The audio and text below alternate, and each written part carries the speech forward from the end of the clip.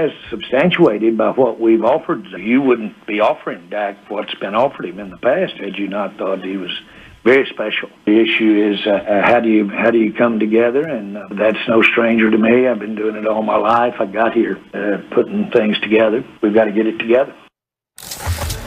The Dallas Cowboys certainly missed Dak Prescott this season, stumbling to a 6-10 record and finishing second to last in the NFC East, ahead of only the Philadelphia Eagles. You heard Jerry Jones recently comment saying Dak has all the leverage in his ongoing contract negotiations with the Cowboys. Max, should the Cowboys give Dak Prescott what he wants?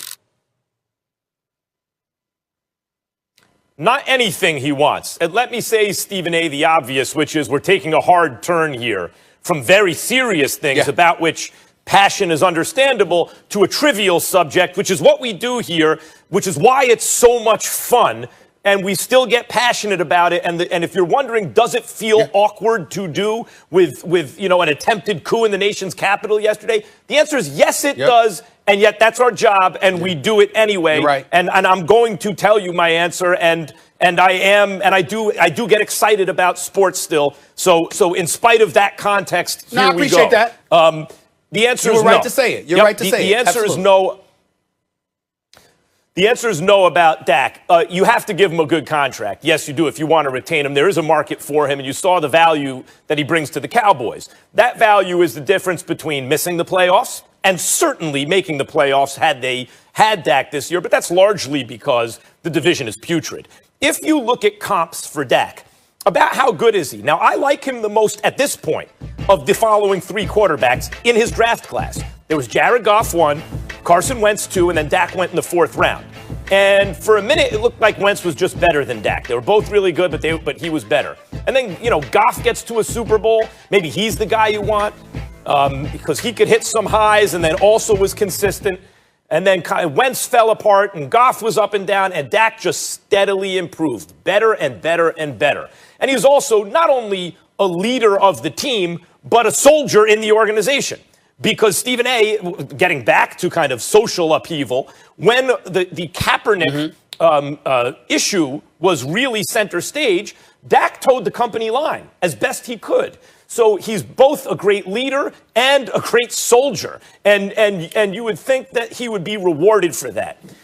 So he is in line for a big contract. But anything he wants, Stephen A., how's the Goff contract working out for the Rams? McVay won't even commit to Goff playing in the playoffs, even if he's healthy. I mean, how hard is it to say, look, if Goff is good, he's our guy. Wolford's playing so well, a guy who couldn't stay with the Jets, that he might get a start instead of Goff.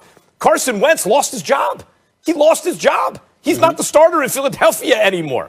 He may not start again on a permanent basis anywhere, on an ongoing basis. So those contracts were disasters. Does that mean Dak shouldn't get that contract? No, he should. And he should get a better contract than the one he was already offered. He has a little more leverage now than he did then. But Stephen A., I'll remind you, had Jerry handed Dak that contract, then he'd have gotten burnt immediately. Dak immediately got hurt. And is he actually worth that percentage of the cap? Unclear. So just give him whatever he wants? No.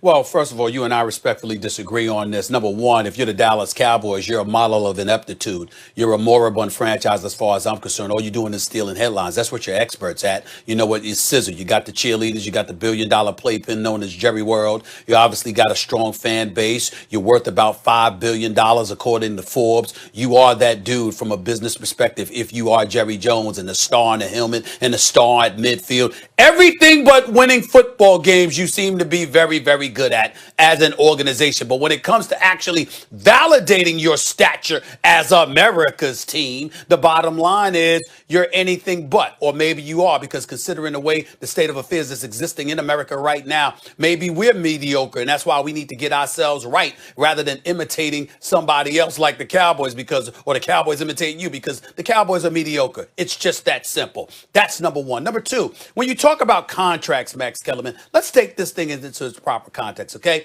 You talk about Carson Wentz. How do you like that contract now? You talk about Jared Goff. How do you like that contract now? Well, Are the Saints complaining about Drew Brees' contract? No. Are the Packers complaining about Aaron Rodgers' contract? No. Are the Houston Texans complaining about Deshaun Watson's contract, even though they just finished 4-12? No. Is Kansas City complaining about Patrick Mahomes' contract? No. Just like you can give me guys who haven't lived up to the dollars, I can give you guys who have.